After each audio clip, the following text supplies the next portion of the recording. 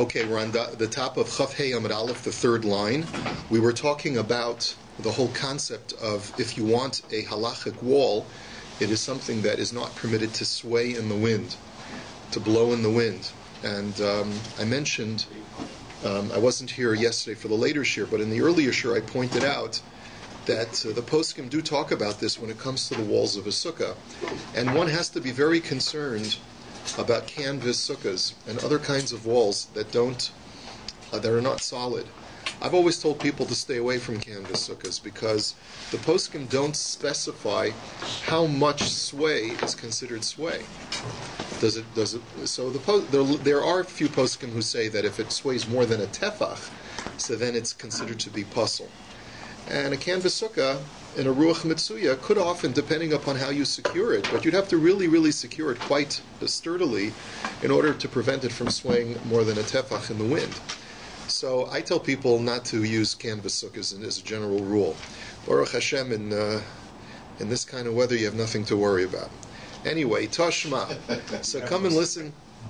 Be frozen straight. That's right. Yeah, just hose it down with some water and it'll stay there. All right. Anyway, it'll freeze. Tashma, Shavas Betel. So we were talking about different examples of where you're allowed to use a wall that seems to be growing from the ground and sways in the wind. So how does that work? Tashma, Shavas Betel Shuhu Gavoa Asara. So if a person finds a mound of earth that is, or let's say a huge rock, and it is of a certain size, so that you want to be able to make that your makom shvisa, you want to be able to use that as your domain for Shabbos.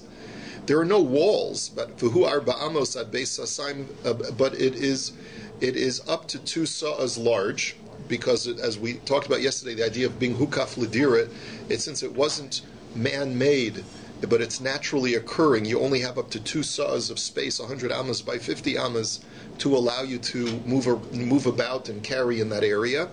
And what you have, even though you don't have walls on this mound of earth or rock, but you do have naturally occurring walls that are below you, and we apply the principle of good asik mechitzta, that you imagine the walls that are below you going all the way up vertically to create a rishus hayachid.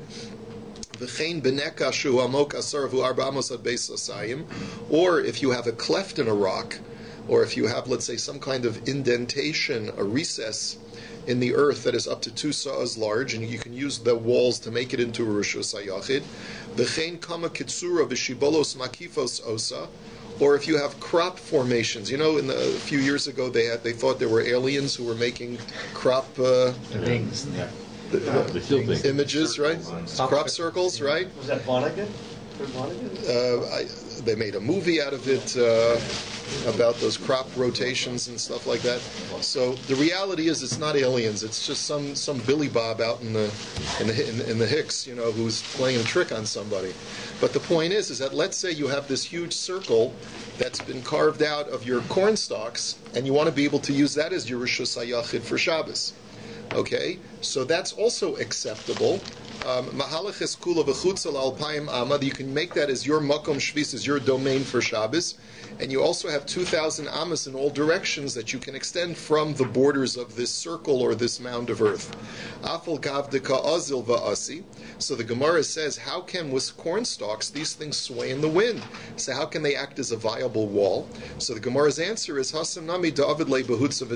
have to say there too, the only way that it's a viable wall halachically is if you secure the corn stalks with other foliage like vines and stuff like that will tie them down and prevent them from swaying in the wind. Let's go on to the Mishnah. The Mishnah says, now we're switching gears entirely. Up until now we were talking about the halachic requirements for the actual structure of the sukkah. Now we're going to talk about the gaver. We're going to talk about which kinds of people are chayiv in sukkah, which kinds of people are patur from sukkah. Shluchei mitzvah paturin min hasukkah. If you're on your way to do a mitzvah, or if you're in the midst of doing a mitzvah, you're patur from sitting and living in a sukkah. Second case, an ill person, or a person who is nursing an ill person, also is patur from the sukkah. Ochlin v'shosin Aryai chutz l'sukkah. Case number 3, that any person is allowed to eat and drink in a non-fixed manner, in a happenstance manner, like a snack manner, outside of the sukkah. Only actual meals have to be consumed inside the sukkah. Now let's take a look at the Gemara. Today's focus is going to be on case number 1, which is shluchei mitzvah. A person who is on his way or in the midst of doing a mitzvah. Minani mili. How do you know this principle that, and as we know the principle of osek b'mitzvah, pater min mitzvah. If you're in the midst of doing one mitzvah, you don't have to drop it in order to do another mitzvah that now comes to your hands to do. Tosfos points out, and it's very important to underscore this, that this concept of osek b'mitzvah, pater min mitzvah is only true when efshar l'kayim shneim, when it's not possible to do both. But if it is possible to do both mitzvahs, then you can't say, well, I'm doing one mitzvah, so I'm pater from the other mitzvah. So where do we get this concept from to begin with? The Tanu Rabbanan, b'shivtecha b'veisecha prat la'osek b'mitzvah, u'v'lechtecha v'derech prat l'chasa. That we have two parts of this pasuk which are talking about the mitzvah of Kriya Shema. It says you should recite Kriya Shema when you're sitting in your home. So that's to the exclusion of a person who's engaged in doing a mitzvah. Maybe you can close the door. Thank you. Mazel tov. They must have just tip off. Okay. You're in the middle of the mitzvah, you know. Right, that's right. And as you're walking on the road, that's to the exclusion. So the first part of the pasuk tells me, and we'll have to see how the pasuk actually indicates this. Where do you see from that you're exempt if you're doing a mitzvah?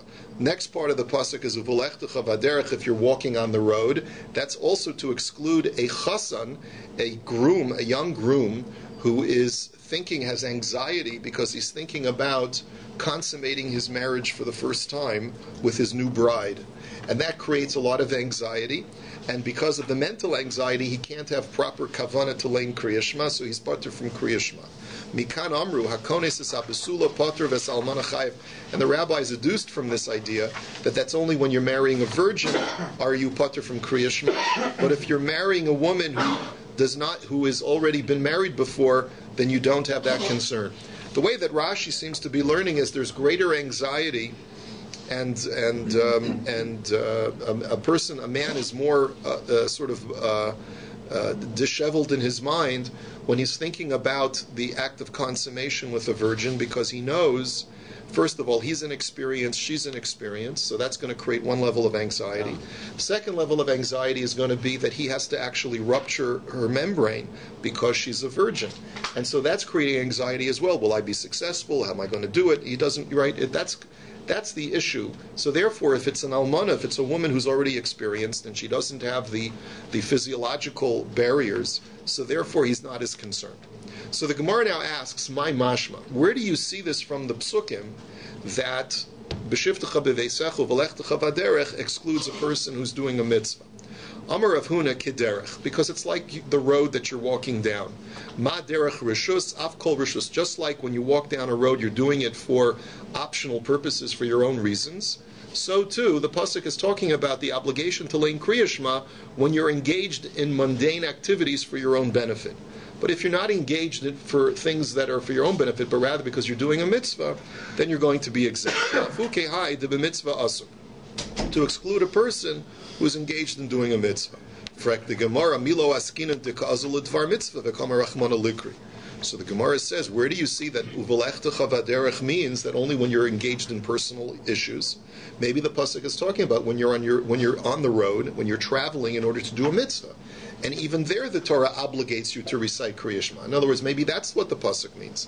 The Gemara says, "In kain leimakra b'sheves uveleches, my b'shivtecha uvelechtecha, veleches tidachu demichayves habeleches demitzvah petiras."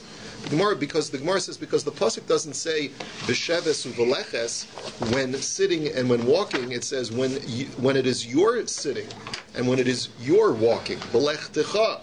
Right? So from that language you see that it's walking for your personal issues, for your personal needs, or sitting in your house for your personal issues, and therefore it's to the exclusion of when you're sitting or walking to do a mitzvah. There you're pater from Kriya Shema.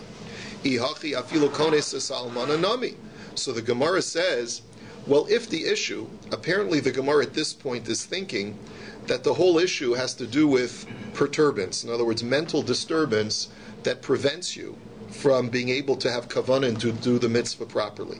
If that's the case, why then is it only true with a basula, with a virgin marriage, and not an almana, not a woman's getting married the second time?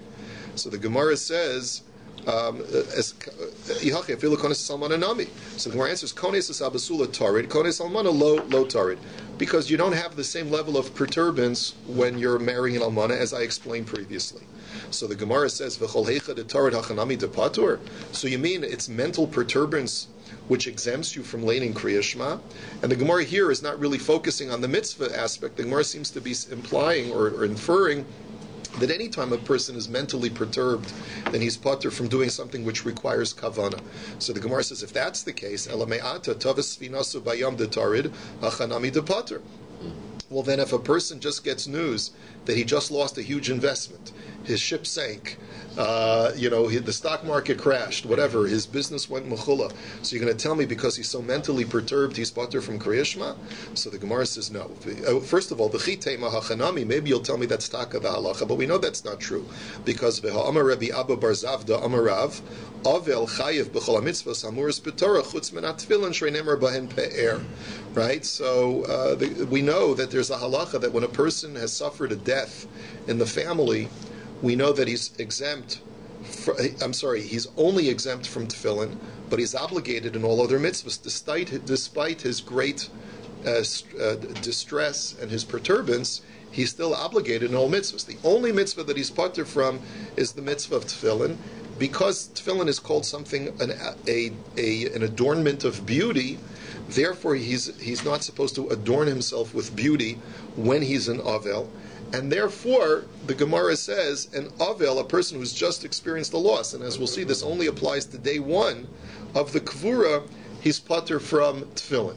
But says the Gemara, but you see, in all other mitzvahs, he's chayiv, despite his mental perturbance. So why would you say that his mental perturbance exempts him from Kriya Shema? So the Gemara says, hacha tarid tir de mitzvah, hasam tarid tir de rishos. The Gemara says very simply, you need two criteria in order to be patur from another mitzvah. One is, you need to be in the midst of doing a mitzvah. And number two is, the mitzvah must create mental anxiety or perturbance to the point where you can't fulfill the other mitzvah. But if your mental perturbance is a result of a prosaic issue which is non-mitzvah related, such as your boat just sank, then you're still obligated to do the mitzvah. You got to pull yourself together and do the mitzvah. Okay? So therefore, if a person suffered a personal loss in the family, it's a great stress, it's a great sadness, it's great anxiety, but nevertheless, to lane Kriya Shema, you got to pull yourself together and you got to do it. It's only when you're doing a mitzvah where you're not obligated to pull yourself together. The other issue with during that first period of mourning that he's not supposed to be, outside of the mental anguish, he's supposed to be focused on make sure that the family member is. You're talking about the period of aninus. Yeah. We're talking about on the day of burial. So where all the preparations have been taken care of. Aninus is different. Aninus is the pre-burial, the pre-death, the pre-burial stage. This is after you've taken care of all of the needs of the burial, and you're going now to the Beis HaKvaros. So the first day of Avelus, when you're in Avel, you're exempt from the mitzvah of tefillin. Okay? Now hold on. We're going to analyze this further, but I just wanted to clarify this in your mind. Okay? Now the Gemara now says, "V'ha'osek b'mitzvah patur min ha'mitzvah mehacha nafka mehasem nafka." So the Gemara says, "Okay, fine. You've demonstrated to me a pasuk having to do with Kriya Shema that if you're in the midst of one mitzvah, you don't have to drop that mitzvah in order to do another mitzvah." But I know that from somewhere else. Where do I know that from? The Tanya, "Vayihi anoshim asher hayu tmeim lenefesh adam v'gomer."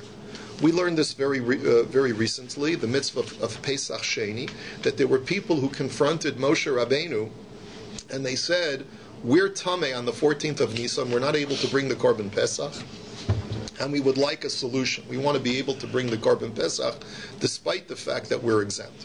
So, Osam Anashim Mihayu. Who were these men?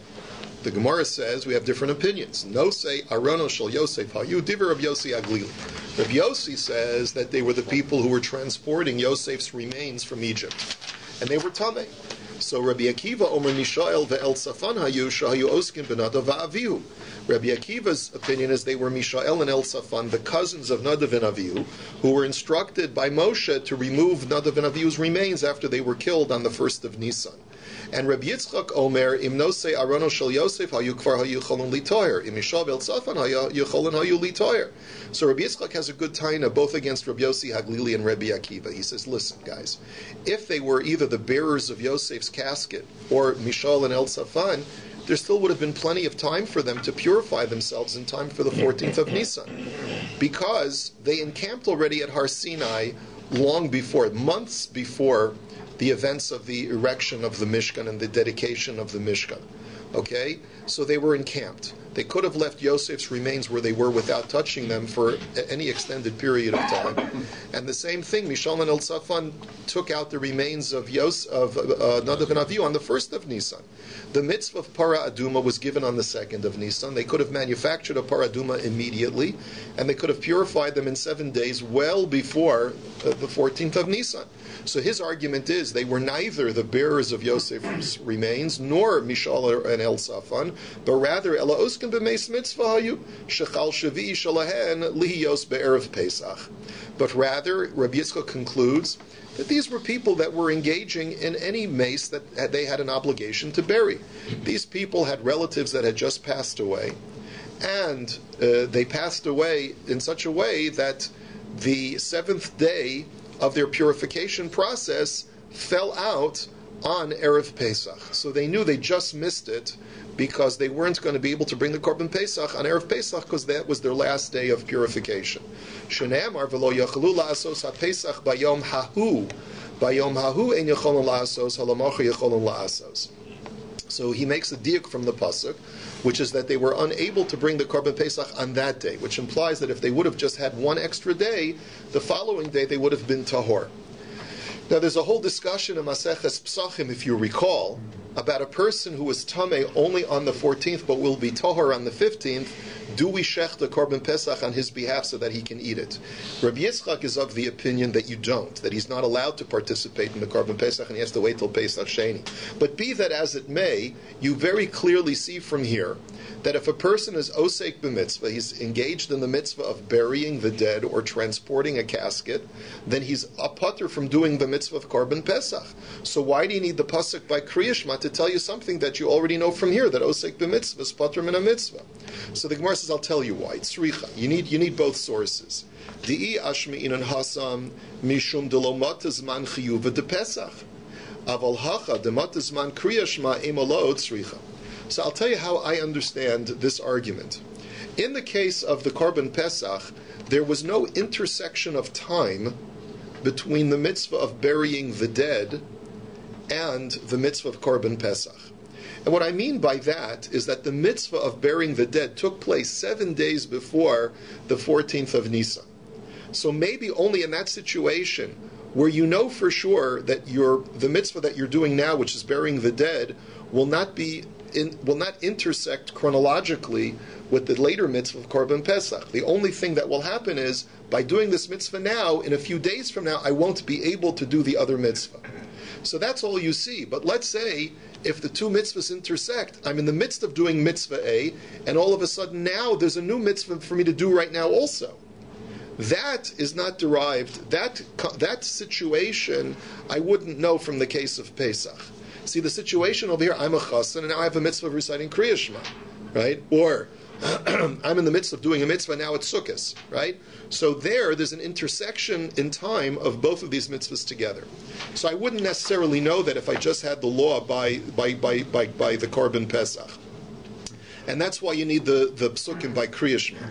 The Iyashmi inan hacha mishum deleka kares, aval hasam dika kares emalo tzricha. And if I only have the pasuk of b'shivtecha b'veisecha by Kriya Shema to tell me that osek b'mitzvah is patur min a mitzvah, maybe I'm only patur from Kriya Shema because it's not such a heavy mitzvah which carries a penalty of kares for its non-performance. But the Korban Pesach, which carries a penalty of kares, maybe I wouldn't be allowed to even bury my dead 7 days before if I know that I won't be able to do the Korban Pesach, and therefore you need both psukim. Okay, Gufa. Now let's go back to this discussion of an Avel being pater from Tefillin on the first day of Shiva. Amar Rabbi Abba Bar Zavda Amar Rav, Avel Chayav B'chol Mitzvahs Amuras B'Torah Chutz Mitzvillin. An Avel is obligated in all mitzvahs once the burial has taken place, but he's still pater from Tefillin. Sharei Nemar Bahen Pe'er, because the word beauty is written by Tefillin, and we have a pasuk by Yecheskel that says as follows: Midarmale Rachmana li Yecheskel Pe'ercha Chavush Alecha V'Goimer Atu Demichayevis Aval Kuli Alma Petiri. So we have to understand the context. God was telling Yecheskel that he's very angry with the Jewish people, and he's going to be bringing retribution upon them, which will cause them to suffer loss of life. But God says, to add insult to injury, this loss of life will not be mourned by anyone. Okay? And so therefore Hashem says to Yecheskel, I want you to act as a symbol for that. You're going to represent the Jewish people in a state of mourning, but pe'ercha chavush alecha, keep wearing your pe'er, keep wearing your tefillin, to represent the fact that mourning will not, an expression of mourning will not be available to the Jewish people. So which implies that normally a mourner is not supposed to wear tefillin, but in your case, Yecheskel, you will wear your tefillin, to act as that symbol for the future, some future impending disaster for Klal Yisrael, God forbid. So therefore, God says, only you, Yecheskel, should wear the tefillin, but the rest of Klal Yisrael should not. So therefore, this is how we know that an Avel is put from the mitzvah of tefillin. There's a discussion in the poskim as far as on the first day of Shiva, whether an Avel is allowed to put on tefillin after the Kvura. This is the discussion in the poskim, but clearly we know that he's pater. So v'hani mili biyom rishon, but that's only during the first day of Shiva, because only the first day of Shiva is a deoraisa law of mourning. D'chsiv v'acharisa ki yomar, as it says in Amos, that the end of this mourning period is like one long bitter day. So you see from here that mourning lasts one day midioraisa. Chazal extended it to 7, but they didn't extend the exemption from tefillin for all 7 days, only the first day. The Amar Rabbi Abba Bar Zavda Amar Rav, Avel Chayev B'Sukkah. Another statement that he made is that even though you're in Avelus and you're sitting Shiva, you still have to sit in the Sukkah. Now let me just clarify. You're not going to be sitting Shiva during Sukkahs, because there's no Shiva during the Yom Tov. What it means is if you've suffered a loss in the family, and you're very distraught, you're still obligated to sit in the Sukkah. And this happens, unfortunately, it happens where a person suffers a death over Yom Tov, so still, if as long as the Kvura needs have been taken care of, he's obligated, he's not an onain, he's still obligated to sit in the sukkah. So the Gemara says, Pshita, isn't that obvious? If he's obligated in all mitzvahs, why would I think sukkah is any different? You would think so, because Ma'ud Tema, Hol v'Amar Rabbi Abba Bar Zavda Amar Rav, Mitztar Potter Min HaSukkah Hainami Mitztar Hu, that you might have thought that we knew a general principle that a person who's in mental anguish is potter from sukkah. So this guy's in a lot of mental anguish, right? How can he enjoy the sukkah? Therefore, he should be potter. Kamash malan hani mili tzara de mimela. Aval hacha ihuhu de kamitztar nafshe iboyle liyasuve daite. The Gemara says no. The only time we say that a mitzvah is potter from the sukkah is when the sukkah itself is the cause of the mental anguish. Either it's too hot, or there are bees, or it's too cold, or there's rain, right? Then you're potter from sukkah, because the environment of the sukkah itself is causing you mental anguish. But if a person has mental anguish because of some external factor, because of a loss in the family, or because his ship sank, so then he's got to pull himself together. Liyasuve daitem means pull yourself together, try to settle your mind and fulfill the mitzvah. Rabbi, is the case where I'm a little confused. One thing, the case here about the mourner. Is this where the Kvura is going to take place after Yom Tov? The Kvura has already taken place. It doesn't make a difference, really, because you're not an onain anymore if the needs of the Kvura have already been established, okay? The bottom line is that this is a person who's chayiv in mitzvahs. He doesn't have a halachic status of an onain. So whether the Kvura took place or not is not relevant.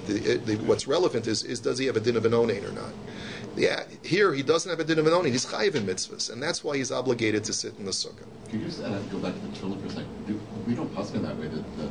How do we, I mean... An Avel is pater from tefillin the first day. I just don't think of people putting on tefillin after Shacharis. When they used to, they would wear it all day. Some people... No. there's an obligation to put on tefillin once a day. Oh, I see. There's an obligation to put on tefillin once a day. A Guy's burying his parent Nebuch, and he's didn't put on tefillin in the morning because he's an onein. He says, "I want to put on tefillin in the afternoon at mincha." So the halacha is you're pater the first day. There's a machlokas haposkim whether you're allowed to put on tefillin at mincha, but that's a discussion for another time. But Amar Rabbi Abba Bar Zavda Amar Rav Chasan v'Hashushbinin v'Chol b'nei hachupa peturin min hasukkah kol shiva. So Rav said another halacha. Not only right, so going back to this idea of an osek b'mitzvah, not only is a chasan pater from Kriya Shema, but he says he goes takes this to an extreme. A chasan and all of his wedding party are pater, all the members of the chuppah, all of the entourage are exempt from the mitzvah of sukkah for all 7 days of Sheva Brachas.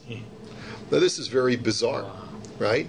He says, "My time mishum debo lemiyachde v'leichlu b'sukkah." So the Gemara says, I'm sorry, debo lemiyachdi. So the Gemara says because they have to rejoice, and the rejoicing is going to be in wherever they're rejoicing in the hotel, wherever it is. So therefore, they can't live in a sukkah. So the Gemara says, wait a minute, v'leichlu b'sukkah v'liachtu b'sukkah. Well, let them eat and rejoice in the sukkah. Come on, v'samachta. Right? Come on, what's the big deal? So the Gemara answers, ein simcha ela b'chuppah. No, there's only simcha in the chuppah. Now, what does that mean? It's only you're going to sit under the chuppah for 7 days. What's going on over here? Tosfos clarifies that the word chuppah over here means the honeymoon suite or the honeymoon cottage. That's what the word chuppah means over here. It was common practice, and many times it's even done today, that you designate a specific place for the chassan and kala to live during Sheva Brachas, so that they should feel that sense of home, right, for this honeymoon period, and that's where their simcha is. And so, because their entourage will come to them and help them rejoice during Sheva Brachas, so therefore they're pater from living in the sukkah. So the Gemara says, "V'leichlu b'sukkah liachadu b'chuppah." Why don't they eat in the sukkah and then rejoice outside in the honeymoon suite? Just go out for meals to the sukkah. The Gemara answers, "Ein simcha ela b'makom su'uda," because the rejoicing has to be during the meal, and that's the primary time of rejoicing. So therefore, that has to be in the honeymoon suite. V'liavdu chuppah b'sukkah. Why don't they make the chuppah? Let them designate the honeymoon suite in the sukkah itself. What's the big deal? So Abaya Amar Mishum Yichud, the Rava Amar Mishum Tsa'ar Chasan. So Abaya says that the reason that's not going to work is because of Yichud. What does that mean, Yichud? If you designate the domicile of the Chasan and Kala as the sukkah itself, then you have a problem, because that was the practice to make the sukkahs on their rooftops, and the Chasan would have to excuse himself periodically to go to the washroom. He'd leave his Kala all alone, and because other people are going to be using the sukkah, there may be a problem of yichud between the kala and another man. So that's why it's not practical to designate their honeymoon suite as the sukkah itself. Rav says there's another issue, and that's tsar chasan. The chasan's going to feel anguish in having to share his domicile with Uncle Harry and Aunt Harriet, who are going to be walking in and out of the sukkah all the time. He wants privacy. So the Gemara says, "My beinayu." What's the difference? What's the practical difference between these two opinions? Ika beinayu d'shchichi inshi denafki va'ili lahasam. Lamanda amar mishum yichud leka, lamanda amar mishum tsar chasan ika. The difference is going to be like this: if you have constant traffic in and out of this sukkah, so then Abaya's concern is not a concern anymore. There's no problem with yichud, because even if the chasan goes to the washroom, she's never going to be alone, right? And as far as the concern that it's tsar chasan, that he wants some privacy, there's no privacy here, and therefore that's going to be a problem, and that's the reason why you can't make it as the honeymoon suite. Amar Rabbi Zera, Ana achli b'sukkah v'chadi b'chuppah v'kol shkin d'chadi liboy d'kavid natarti. Rabbi Zera has a whole different perspective, this is apparently the codified law, and that is that when I was a chasan during my Sheva Brachas, I ate in the sukkah, and I rejoiced with my wife in the honeymoon suite. Yeah. And the truth is, I was even happier because I could fulfill the mitzvah of sukkah. So for me, the greatest joy was to be in the sukkah.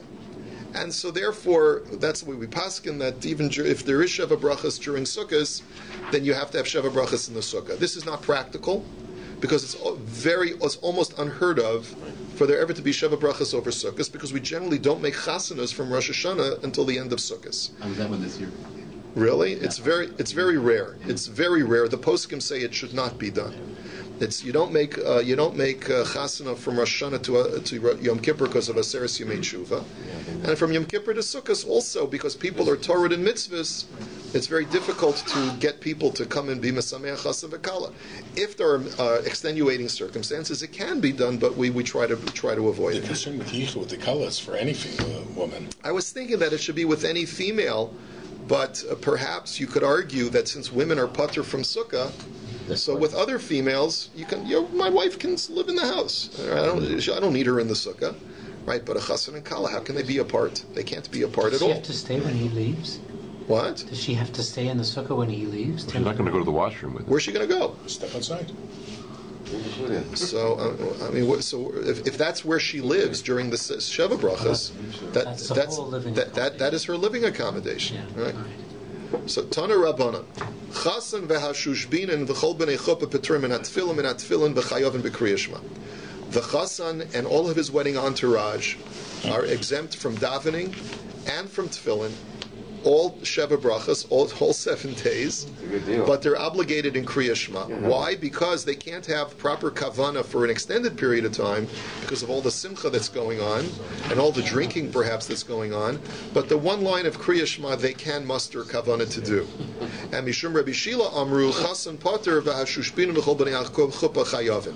And the name of Rabbi Shila, he says the only thing that he changes is the Chasan is pater from Kriya Shema, but the Shushbinin are obligated in Kriya Shema. In other words, he agrees that everyone is pater from Tefillah and Tefillin, but as far as Kriya Shema, we're not going to, when we say that they're chayiv, only the Chasan is pater, but the rest of the wedding party is chayiv. So he is even more lenient, and he says that the Chasan is pater even from that first line of Kriya Shema. On a practical basis, you know that we don't paskin this way as far as the entourage. It's only the first night that we say that the chassan is pater from Kriya Shema and from davening Ma'ariv. But even that we don't paskin like nowadays.